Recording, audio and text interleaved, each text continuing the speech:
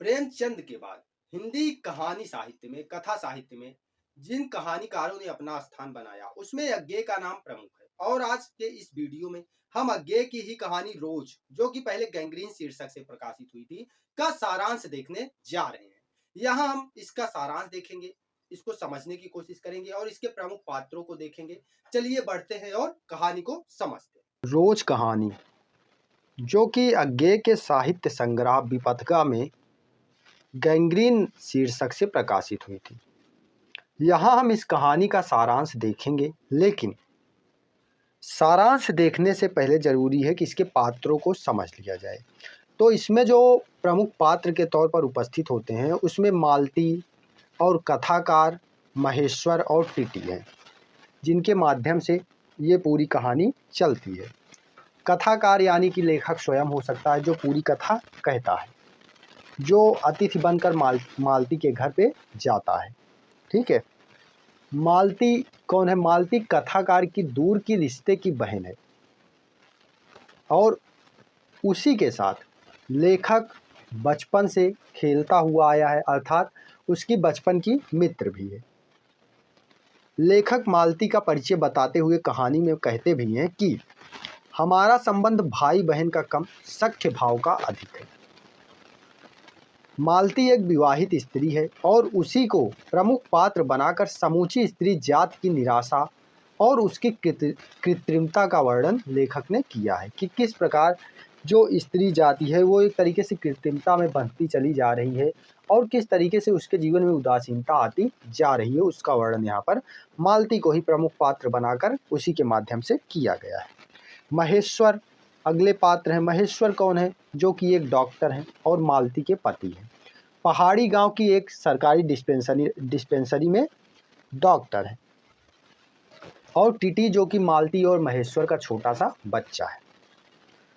कहानी के पहले भाग में मालती जो है वो अपने भाई यानी कि लेखक का, या फिर यूँ कहें कि कथाकार का स्वागत करती है और बहुत निरुत्साहित तरीके से करती है। कहानी यहीं से प्रारंभ भी होती है कि दोपहर में उस सूने आंगन में पैर रखते ही मुझे ऐसा जान पड़ा मानो उस पर किसी सांप की छाया मर डाल रही है। यानी कि ऐसा वातावरण है जब लेखक वहाँ पहुँचता है, या और वह कुछ भी कुशल क्षेम नहीं पूछती है, लेकिन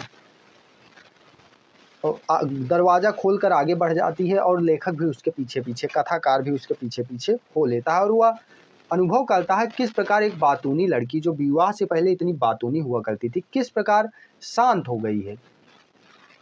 मालती और अतिथि के बीच के मौन को मालती का बच्चा सोते सोते रोने से तोड़ता है। यानी कि वो दोनों मौन रहते हैं, ज़्यादा बातचीत नहीं कर रहे होते हैं, तो वो बच्चा जो है बीच बीच में रो देता है, जिससे उनका मौन टूट जाता है। वो कुछ ना कुछ बोल देते हैं, उन्हें बोलने का बहाना मिल जाता है, क्योंकि एकदम एक तरीके से पूरी उदासीनता है, कुछ भी बात करने को नहीं है, कोई भी चंचलता नहीं है कि कुछ बात की जाए। पुराने मित्र या पुराने भाई बहन की तरह का कोई रिश्ता यहाँ पे नज़र नहीं आ रहा है। वह बच्चे को संभालने का कर्तव्य पालन करने के लिए दूसरे कमरे में चली जाती है कहानी में, जब बच्चा रोता है। ठीक है। अतिथि एक तीखा प्रश्न पूछता है और उसका उत्तर वह एक प्रश्नवाचक हूँ से देती है। यानी कि कैसे देती है, इसको मैं आपको दिखाना चाहूँगा कि मैंने कुछ खिन्न सा होकर देखते हुए कहा, जान पड़ता है तुम्हें मेरे आने से कोई विशेष प्रसन्नता नहीं हुई। यानी कि लेखक ऐसा पूछ लेता है, तो उसने एकाएक चौंक कर कहा हूँ, और यह हूँ प्रश्न सूचक था, किंतु इसलिए नहीं कि मालती ने मेरी बात सुनी नहीं थी, केवल विस्मय के कारण। तो यहाँ पर हम देखते हैं किस तरीके से वो एकदम उदासीन होकर यांत्रिकता से उत्तर देती है और उसका जीवन भी यांत्रिकता में बंधा पड़ा है। और रोज कहानी के दूसरे भाग में मालती के अंतर्द्वंदग्रस्त मानसिक स्थिति, बीते बचपन की स्मृतियों में खोने से एक असंज्ञा की स्थिति, शारीरिक जड़ता और थकान का कुशल अंकन यहाँ पर हुआ है। जैसे कि यहाँ पे कुछ सब्जी की बात होती है, कुछ नौकर की बात होती है कि आपने नौकर क्यों नहीं रखा। वो पूछता है लेखक कि तुमने नौकर क्यों नहीं रखा, तो कहती है कि कोई मिला ही नहीं। और यहाँ जो है सब्जी 15-15 दिन पहले आ जाती है, वही 15-15 दिन तक चलती है, क्योंकि नीचे रोज जाया नहीं जा सकता। ठीक है। और मालती का रोना, बच्चे का देर से भोजन करना पानी का नियमित रूप से ना आना, वक्त पर ना आना और पति का सवेरे ही डिस्पेंसरी चले जाना, यानी कि ये सारी चीज़ें एक निश्चित धर रहा है, उसी पर बंधा हुआ है पूरा जीवन और एक कृत्रिमता के रूप में कृत्रिम रूप से जीवन चल रहा है, कोई भी नयापन नहीं हो रहा है जीवन में। ठीक है। और महेश्वर और अतिथि बाहर पलंग पर बैठकर जब रात में बातचीत करते हैं, उस समय की स्थिति भी दिखाई देती है कि मतलब कितना कृत्रिम बातचीत है वो। और उसके बाद भी जब परिचय होता है वहाँ पर भी वही स्थिति होती है, जो पहली मुलाकात में जो नॉर्मल सा परिचय होता है वैसा ही परिचय हो जाता है।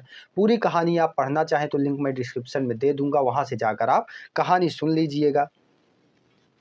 और जब बच्चा पलंग से गिर पड़ता है तो लेखक कहता है इसको चोट आई होगी, तो मालती कहती है कि ये रोज ही गिर पड़ता है। और इसी तरीके से और कहानी के दूसरे भाग में ही मालती की मना स्थितियों का वर्णन हमें देखने को मिलता है और वह अतिथि के सामने बैठी दूर की अतीत स्मृतियों में मग्न है। इस तल्लीनता के कारण वह पति द्वारा दरवाज़ा खटखटाने पर हिल नहीं पाती, यानी जब दोपहर में उसका पति भोजन करने महेश्वर आता है तो उसे वह ध्यान नहीं देती। कुछ पहली बार खटखटाने पर नहीं खोलती, लेकिन दूसरी बार जब वो खटखटाता है दरवाज़ा तब जाकर खोलती है। और फिर वो व्यक्ति अंदर आता है महेश्वर और उसका कथाकार के साथ परिचय होता है और यह उनकी प्रथम मुलाकात थी। और कहानी के अंतिम भाग में महेश्वर डिस्पेंसरी से घर लौट आता है, रात्रि का भोजन होता है, चर्चा हो रही होती है। ठीक है। और सब भोजन कर चुके होते हैं तो मालती भोजन करती है और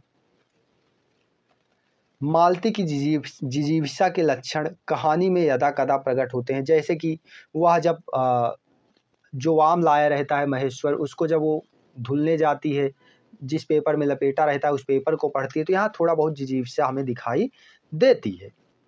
और लेखक यहाँ पे है तो वह भी एकदम ऐसे ही होता जा रहा है, उसे भी लग रहा है कोई बुरी छाया उसे जकड़ रही है। और कहानी लास्ट में आकर ख़त्म होती है और कहाँ ख़त्म होती है कि 11 बज चुके हैं, इस घंटे के साथ कहानी ख़त्म होती है। और इस प्रकार आखिरी की कुछ पंक्तियाँ हैं कि तभी 11 का घंटा बजा, मैंने अपनी भारी हो रही पलकें उठाकर अकस्मात किसी अस्पष्ट प्रतीक्षा से मालती की ओर देखा। 11 के पहले घंटे की खड़कन के साथ ही मालती की छाती एकाएक फफोले की भांति उठी और धीरे धीरे बैठने लगी और घंटा ध्वनि के कंपन के साथ ही मुंह खो जाने वाली आवाज में उसने कहा 11 बज गए। यानी कि ऐसा उसके साथ रोज होता है और वो रोज घंटे गिनते हुए जीवन काट रही है। यही स्थिति समस्त मध्यवर्गीय और निम्न मध्यवर्गीय समाज की स्त्रियों की है। तो इस प्रकार हमने यहाँ इसका सारांश समझने की कोशिश की। पूरी कहानी लिंक मैं डिस्क्रिप्शन में दे दूंगा, जाकर ज़रूर सुनिएगा। और जब तक आप पूरी कहानी नहीं सुनेंगे विस्तृत समझ इस कहानी पर नहीं बन पाएगी। मिलते हैं अगले वीडियो में। धन्यवाद।